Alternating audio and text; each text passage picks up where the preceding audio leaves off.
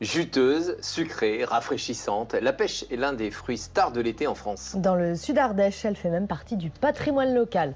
Chez les Bonheurs, on la cultive de génération en génération depuis plus de 100 ans.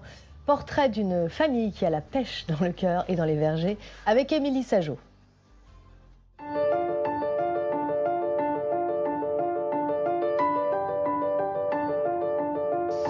Tiens Julien, on va quand même s'en manger une, non? Et oui.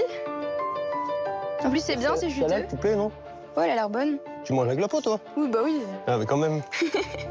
Tiens, fais attention, ne tâche pas tes habits. Elle est bien juteuse, hein. Ah, mais oui. Chez les Bonheurs, Elle est trop bonne. la pêche est une affaire de famille. Il y a le père, Vincent, Un savoir-faire se transmet, on pourrait dire de génération en génération. Après, c'est plus qu'un métier, c'est quand même une passion, presque une façon de vivre. la fille, Julia, Depuis toute petite, je baigne dans la pêche. J'ai toujours accompagné mes parents, toujours regardé, surtout en manger. et les grands-parents, Guy et Pierrette. Ah mais c'est ton papa, papy. Eh ben oui, Et il cueille des pêches. eh oui, donc Déjà, ouais. Sur un escabeau. Depuis 4 générations, ils cultivent des pêches. Oh, c'est pas super mûr, mais tu commences à les ramasser. Portrait d'une famille de maraîchers qui a implanté la pêche dans le sud Ardèche. On va aller voir là. Ah t'as vu, il y a un papillon. Tiens, prends-en un, on va regarder si c'est prêt pour demain. Sur les coteaux de Balbiac, au sud de l'Ardèche, Vincent cueille des pêches depuis 35 ans. Ses fruits acidulés et juteux se sont bien acclimatés au climat ardéchois et ses 2600 heures d'ensoleillement chaque année. Ici, on pourrait dire c'est le paradis de la pêche. Elles arrivent à se développer sous ce beau soleil. La terre aussi est vraiment adaptée avec des sols légèrement acides, donc le pêcher aime beaucoup ça. Ces vergers de 10 hectares appartiennent aux Bonheurs depuis plus de 100 ans. Salut, vous êtes là, ça va? Qu'est-ce que vous faites de beau? Regarde les photos. Commence par les plus vieilles. pas plus vieille, Celle-là, là. celle-là. Non, papy, t'es où sur la photo? Je suis là, pardon. Ah, la tête de coquin. La culture de la pêche n'était pas présente dans la région jusqu'aux années 20. Elle débute avec le grand-père de Guy, un peu par hasard. Mon grand-père a planté quelques arbres. Il a vu que ça intéressait la clientèle et ça produisait très bien.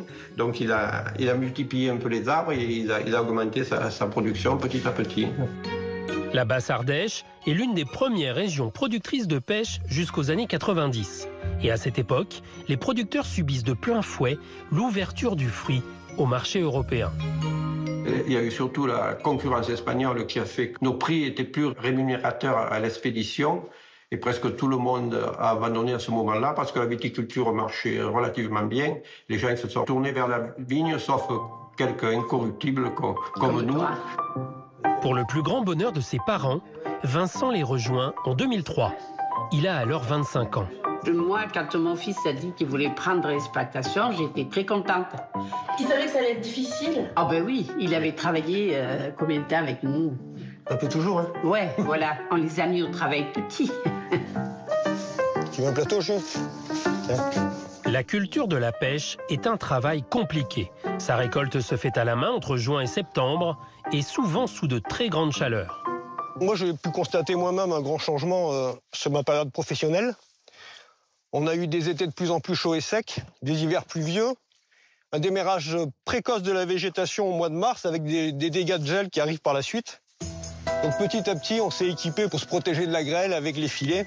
Tout ça, forcément, ça a un coût et puis ça ne marche pas toujours à 100%. Mais c'est indéniable que le changement climatique, il est là. Surtout que ce fruit, à la chair tendre, est très fragile. Il craint les chocs, il craint le toucher. Le problème, c'est que parfois, les gens, ils ont tendance à trop les toucher dans les magasins. Et donc, une pêche qui est tâtée, elle est foutue, parce que ça fait comme un bleu à l'intérieur, et quand vous allez la manger, ben, ça ne sera pas terrible. Donc, à notre stand de vente, on fait quand même de l'éducation aux clients, aux consommateurs, et c'est interdit de toucher les fruits. Le temps de récolter quelques pêches et nous passons en cuisine. Coucou mamie, regarde, j'ai des belles pêches pour faire un beau crumble. Ah, ben voilà, mets-le là. Julia et sa grand-mère commencent à préparer la pâte à crumble, sucre, farine et beurre. Ensuite, place à la découpe des fruits. T'as vu, c'est bien rouge, on dirait presque des sanguines. Ouais.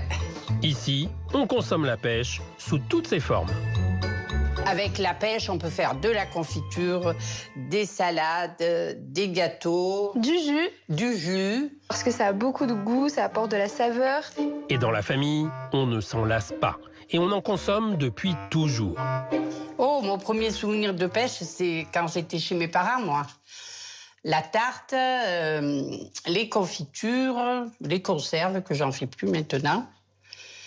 Et des gâteaux aux pêches aussi, voilà. Ces pêches sont tellement sucrées qu'une fois la pâte à crumble étalée, on n'ajoute même pas de sucre.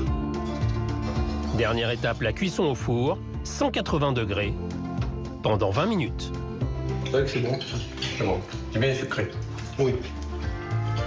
On va le finir, non? C'est un petit goût de revenez-y. Ouais.